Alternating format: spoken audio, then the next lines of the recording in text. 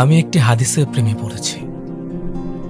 আপনি যখন নিজ কক্ষে নীরবে কান্না করবেন, আল্লাহ তখন ফেরেশতাদের উদ্দেশ্য করে বলেন, কোন জিনিস আমার বান্দার চোখে পানি আনলো? ফেরেশতাগণ বলেন, আপনার বান্দা সুখে নেই, আপনার বান্দা অনেকদিন হাসেনি। এই বলে ফেরেশতাগণ কান্না করতে থাকেন এবং আল্লাহকে বলেন, হে আমার রব, আপনি জানেন আপনার এই বান্দার হৃদয়ে কি রয়েছে, অতএব আপনি তার জন্য সবকিছু সহজ করে দিন। আল্লাহ বলেন, আমার এই বান্দা জীবন থেকে এমন কিছু হারিয়ে ফেলেছে যা সে অধিক ভালোবেসেছিল।